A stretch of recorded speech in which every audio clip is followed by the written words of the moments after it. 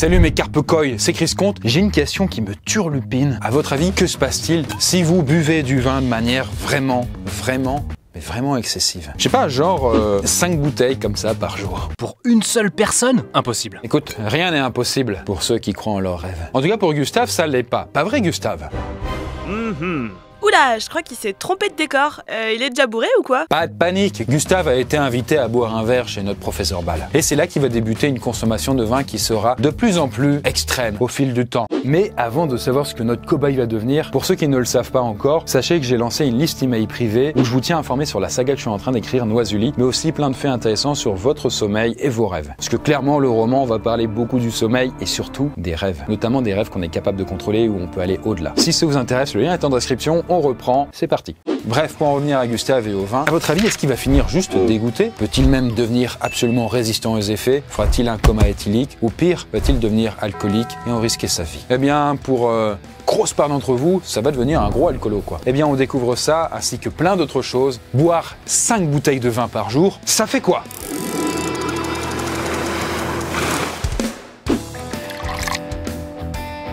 Là, regardez, on a le professeur Ball qui arrive et propose un choix crucial à Gustave. Est-ce qu'il lui sert du thé ou un verre de vin? Aïe, aïe, aïe, aïe, aïe, aïe, aïe, déjà ça commence mal. Quelle erreur! En fait, en choisissant le verre de vin, Gustave vient d'accepter d'en boire des milliers d'autres. Mais bon, pour l'instant, tout va bien. Gustave déguste tranquillement son petit verre en compagnie de Ball. Bon, vous le savez, hein, mais à faible dose, l'alcool va procurer des sensations de détente et d'euphorie, voire même d'excitation. Et bah voilà, je savais bien que c'était pas si terrible. Alors attends, Ulysse, hein, calme-toi parce que là, c'est quand même qu'une impression. Hein. Et même à petite dose, en fait, bah, l'alcool, ça réduit rapidement les réflexes et la capacité de jugement. En fait, concrètement, ça va endormir directement des parties de votre cerveau. Et du coup, Gustave, là, il a l'impression d'avoir plus chaud. Ça va dilater ses vaisseaux sanguins. Mais cette impression est quand même vachement trompeuse. Et en réalité, le petit gars, il perd de la chaleur. D'ailleurs, bon, écoutez, parfois, on entend dire que le vin, ce n'est pas un alcool comme les autres. Parce que bon, voilà, c'est vrai, le vin, faut le dire, mais c'est vrai que c'est très français, ça fait partie de la culture, du patrimoine. Pas mal, non, c'est français. Et donc, tout ce qui est patrimoine est différent, ça a une autre saveur. C'est faux, c'est absolument faux. Le vin contient de l'éthanol comme n'importe quel autre alcool. D'après toutes les études scientifiques qu'on a checkées sur le sujet pour cette vidéo, du point de vue médical, bah, il n'existe pas d'effet bénéfique du vin sur la santé. Pourtant, quand on trinque, on dit « à votre santé », faudrait savoir. Ouais, mais trinquer, ça peut aussi vouloir dire prendre cher, alors méfiance. En gros, bah, retenez qu'on peut quand même continuer à boire, mais avec plus de modération qu'on ne l'imagine. Super, merci Chris. En tout cas, t'es pas du tout rabat-joie. Pas du tout, mais pas du tout, Edgar. Après, là, je te rassure, moi, je suis pas là pour donner des leçons de morale, je m'en fous. Tant que je suis payé, je peux pas les couilles. Je dors avec mes lunettes, à côté il y a une liasse d'argent, tu vois ce que je veux dire? Comme on l'a dit, l'alcool ça a quand même des bienfaits, ça permet de se détendre, d'être plus sociable, et donc ça contribue à avoir une meilleure soirée.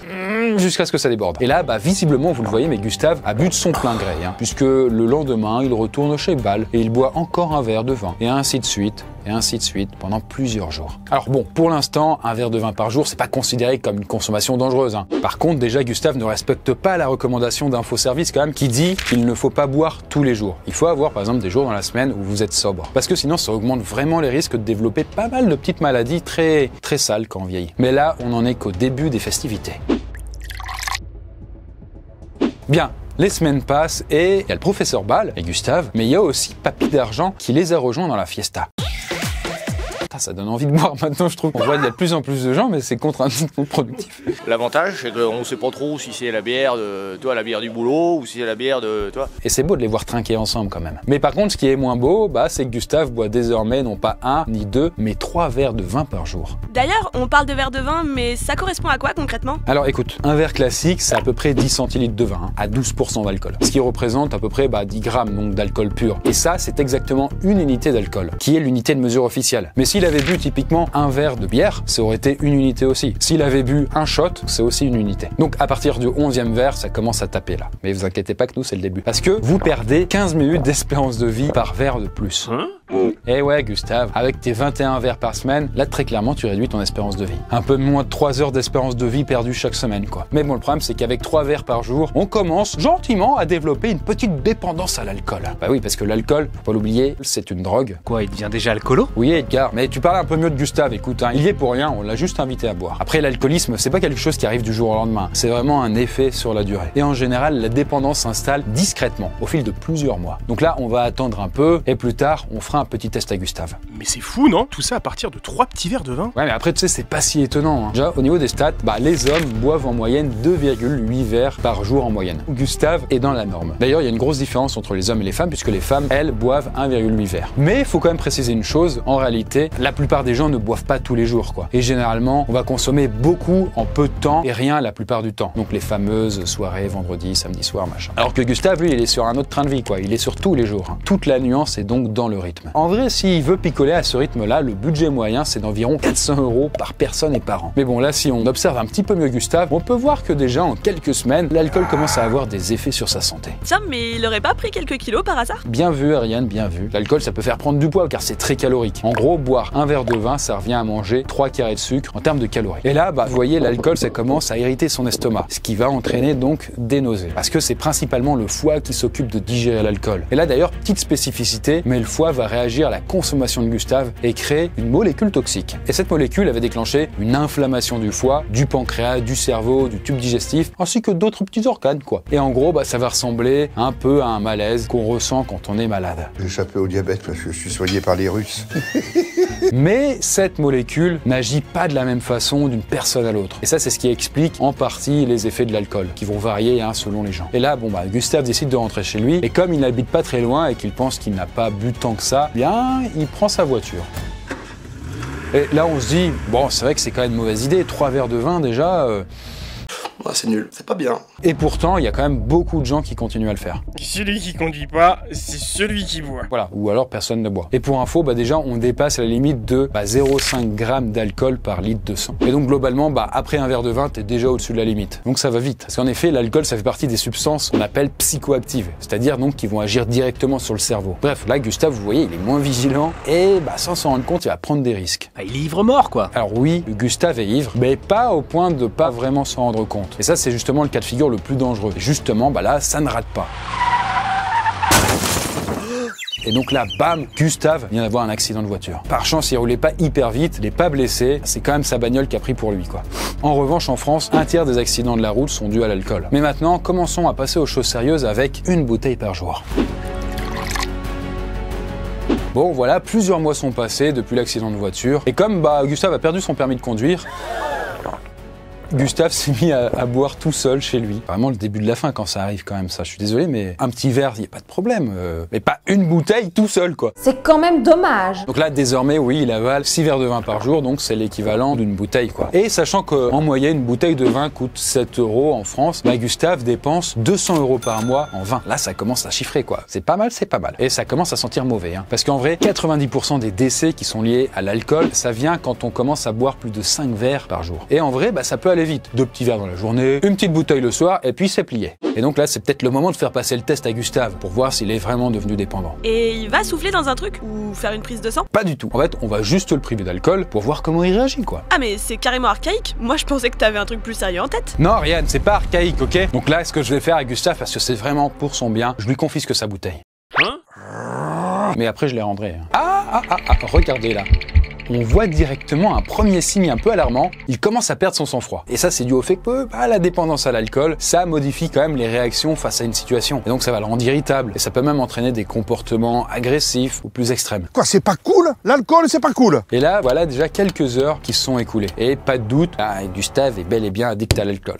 Il transpire, son rythme cardiaque s'accélère. Et d'ailleurs, il risque de vomir d'une minute à l'autre. Et ça, selon le niveau de dépendance, ça peut durer quelques heures à plusieurs jours sans alcool. Et attention, parce que même si la dépendance est surtout psychologique, il y a aussi une dépendance physique qui est un peu plus discrète, cela dit. Justement, il se rendait pas compte qu'il devenait dépendant? La dépendance à l'alcool, c'est le résultat d'une lente adaptation du cerveau, jusqu'à ne plus arriver à vivre sans alcool. Et en vrai, là, comme n'importe quelle addiction, le processus d'accoutumance se met en place. Le corps a besoin d'en prendre des quantités de plus en plus pour ressentir les mêmes effets. Là par exemple, regardez, là Gustave n'a même pas attendu qu'on lui rende ses bouteilles. Il a fait ce qu'il devait faire, c'est-à-dire aller en acheter d'autres quoi. Et tant pis pour le porte-monnaie. Hein. En vrai, l'alcool ça peut toucher quand même à peu près n'importe qui en France. Et il y a des années qui peuvent s'écouler avant qu'on se rende compte qu'on est un peu addict quand même. Et là, les verres vont s'enchaîner et on peut se retrouver ivre sans vraiment s'en rendre compte. Mais j'ai remarqué qu'il a perdu du poids, ça a un rapport? Oui Edgar, merci, oui, bien vu, bien vu. La petite prise de poids, ça se transforme finalement en perte de poids. Bah ouais, en effet, hein, quand il a un petit creux, au lieu de manger, il va boire. Et même si on l'a vu, hein, il y a quelques petits carrés de sucre dans un verre d'alcool, c'est toujours moins que quand vous bouffez vraiment un truc solide. Par contre,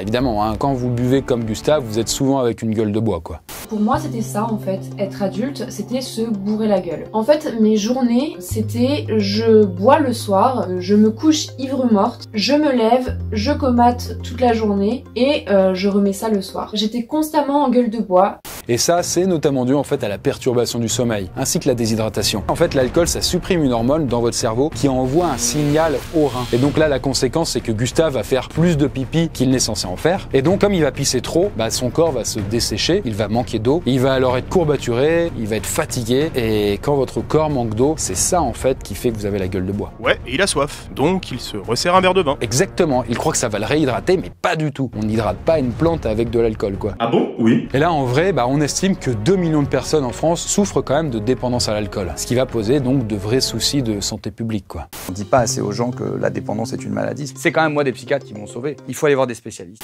Heureusement, il existe quand même un dispositif d'aide à distance qui s'appelle Alcool Info Service. Et donc voilà, ils peuvent vous aider de manière gratuite et confidentielle. Après, il existe aussi pas mal d'astuces pour éviter d'en arriver là. Par exemple, comme je l'ai dit, avoir des jours où on ne boit pas, prévoir un nombre de verres à pas dépasser, toujours alterner entre boissons alcoolisées et non alcoolisées. Mais nous, comme on ne va pas du tout suivre ça, voyons voir quand on va encore doubler la dose. Alors le temps passe, et là, Gustave boit du vin tous les jours, depuis plus d'1 an. Il est passé à 2 bouteilles de vin quotidiennes. À ce stade, faut le dire, mais il savoure plus du tout, hein, je veux dire, il boit ça comme un verre d'eau. Ah mais il boit carrément à la bouteille, faut lui retirer. Ariane, écoute, il fait ce qu'il peut d'ailleurs aussi pour que ce soit rapide, et puis indolore. Et là, je te conseille de t'écarter d'ailleurs.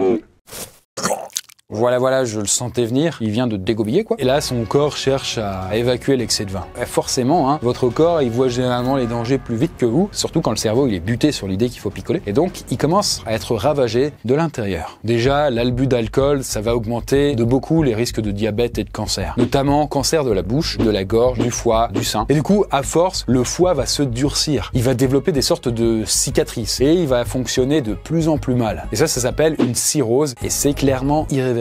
Il est en train de se fossiliser finalement. Ah, pourquoi il y a le mot cool dans l'alcool? Irréversible, genre vraiment à tout jamais? C'est la définition de irréversible, c'est ça. Et donc là, la seule solution, c'est qu'on vous arrache le foie et qu'on le remplace par un autre. Mais ça, c'est pas fini, puisque Gustave est aussi atteint de problèmes neurologiques. Et donc là, sur le long terme, le trop d'alcool, ça va détruire petit à petit le petit neurone dans le cerveau et ça va vous empêcher d'absorber des vitamines. Et ce phénomène, d'ailleurs, a un petit nom, ça s'appelle le syndrome de Wernicke. Et ça va faire que si vous commencez à picoler, par exemple, 2 petites bouteilles par jour, vous allez être confus, vous allez être somnolent, vous allez avoir des difficultés à marcher. Bref, là, Gustave est complètement à la ramasse. Et c'est d'ailleurs ce qu'a vécu, par exemple, cet ex-alcoolique. Au niveau de mon cerveau, j'étais à 2 à l'heure. J'étais tout le temps dans le brouillard. J'avais des palpitations, je me sentais vraiment pas bien. Je buvais tellement que, en fait, la moindre émotion était complètement multipliée. Oh là là, décidément, ce soir-là, Gustave, il boit quand même plus que d'habitude. Hein. Oula, je crois qu'il va pas top là. Bien vu Sherlock, bien vu. Gustave vient de tomber dans un coma éthylique. Clairement, c'est une grosse intoxication à l'alcool qui est provoquée par une consommation excessive. Et là, la tension et la température du corps diminuent. Et dans les cas d'ailleurs les plus graves, ça peut même être fatal. Donc, faut vraiment contacter les urgences si ça arrive. Et d'ailleurs, justement, dans le cas de Gustave, je crois qu'il va survivre, car là, il est tombé, mais dans le bon sens. Parce qu'en fait, le vrai risque du coma éthylique, c'est de s'étouffer dans son propre vomi. Mais en vrai, être dépendant à l'alcool, ça peut venir quand même de plusieurs raisons, notamment le milieu familial. Par exemple, si les parents étaient déjà alcooliques, ou même du milieu professionnel, si les travailleurs ont un accès direct à l'alcool sur le lieu de travail. Bref, il y a beaucoup de personnes qui sombrent du jour au lendemain après un traumatisme psychologique. Et donc, l'alcool, ça devient un refuge pour calmer la souffrance. Alors que, à l'inverse, des fois, c'est pas un gros choc, mais toute une série de problèmes. Au début, la personne boit pour un soir, puis ça devient systématique à chaque nouveau problème. D'ailleurs, en parlant d'habitude, des fois, l'alcoolisme, c'est pas lié à une souffrance, mais à un plaisir. On peut avoir plein de dépendances à l'alcool. Dépression, besoin de se défouler à cause d'un conflit, combler un manque, fuir la réalité. L'alcool, ça peut être vu comme une sorte de remède. Un remède avec des conséquences quand même assez négatives. Hein. Tiens, Gustave aurait-il donc des problèmes à oublier? T'as vu, Ulysse, c'est quand même bizarre, hein. Pourtant Gustave, il a une vie de rêve. Hein. Vraiment, je comprends pas du tout ce qui a pu déclencher cette petite tendance autodestructrice, toi. Vraiment, je comprends pas. Alors, l'hypocrisie, qu'est-ce que c'est finalement? Et donc, en vrai, c'est ça aussi qui est traite, c'est que l'alcool, concrètement, ça aide à résoudre des problèmes, mais temporairement. Et en fait, à trop consommer, là, vraiment, vous allez prendre vraiment cher. Et le peu d'aide que ça va vous apporter, ça en vaut pas les conséquences. Mais venons-en au palier final. Bon, restons quand même cohérents et faisons un petit saut dans le futur, puisque là, Gustave s'en sort.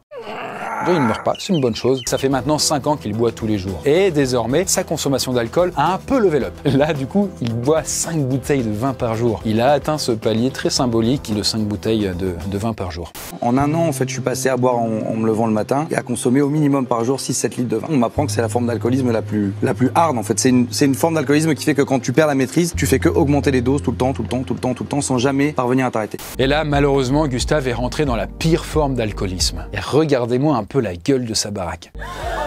Oula, en voyant ça, j'ose même pas imaginer la gueule de Gustave. C'est vrai que du coup, t'as pas envie de ramener un date au Tinder. Hein. C'est clair que c'est un peu mal parti. Et en même temps, je crois qu'il est temps de faire un petit point sur l'état de santé et sur l'état d'ailleurs général de Gustave.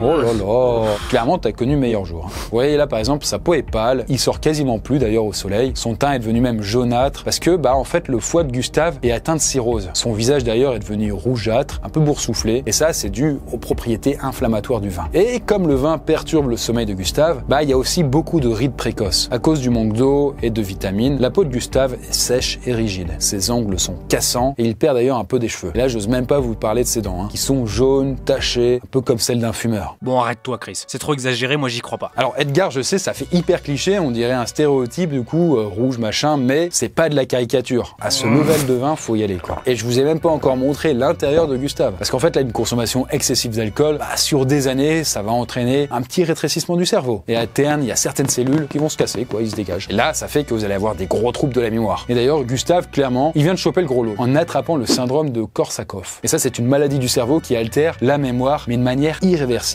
En même temps, comme des parties de son cerveau ont été cramées, elles ont disparu, il peut plus les récupérer. Mais il y a d'autres zones aussi qui sont touchées dans ce cas-là, par exemple, c'est celle du comportement ou même la prise de décision. Et là, ça veut dire que Gustave n'a plus du tout de libre arbitre. Et il ne sait d'ailleurs plus trop ce qu'il doit faire.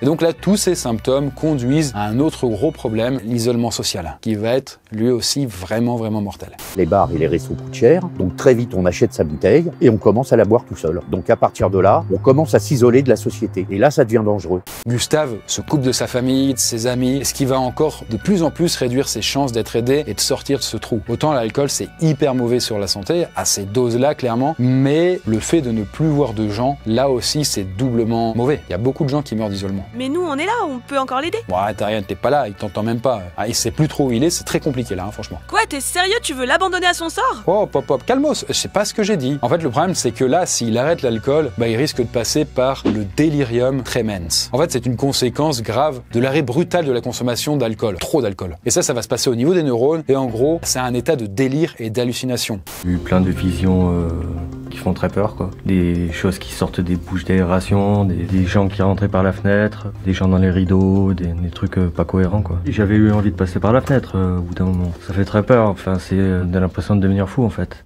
Il faut une prise en charge médicale super rapide, sinon ça peut être fatal. Bon, ok, mais comment on fait pour s'en sortir alors? Bonne nouvelle quand même, mais les personnes qui sont dépendantes à l'alcool ne sont pas forcément condamnées. Déjà la première chose c'est de consulter, puis aller en cure de désintox, quoi. Et là, les malades vont recevoir des médicaments pour diminuer les symptômes et l'envie de boire. Alors bien sûr, ils seront suivis sur le plan psychologique pour essayer de résoudre vraiment le problème, vous savez, le truc initial qui fait qu'on s'est mis à boire. Et ensuite, faut progressivement remplacer l'alcool par une autre habitude plus saine. Par exemple, le sport, c'est assez conseillé par les spécialistes de l'addiction. Et du coup, une fois qu'on commence à mettre en place ces leviers, là, on rentre dans une spirale plus vertueuse. On n'a pas envie de gâcher tous les efforts, clairement. T'entends ça, Gustave, d'ailleurs? Et il me voit pas, je suis dans une brume, là. Gustave, oh, oula, Gustave? Il a pas l'air de bouger, là. Attends, je lui tape dans les côtes pour voir.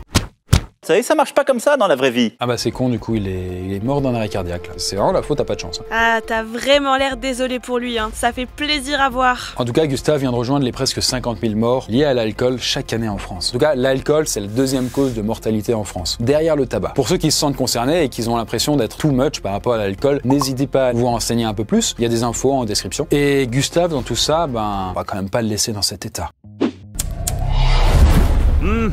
Attends, Chris, mais Bal ne picolait pas du vin depuis le début, lui. Oh pop, mais t'as raison, ça explique beaucoup de choses. On se demande, mais comment Bal restait aussi sobre depuis tout ce temps? Écoutez, là je pense qu'il n'y a aucun problème sur la santé à boire du jus de raisin. Par contre, il a bien niqué Gustave.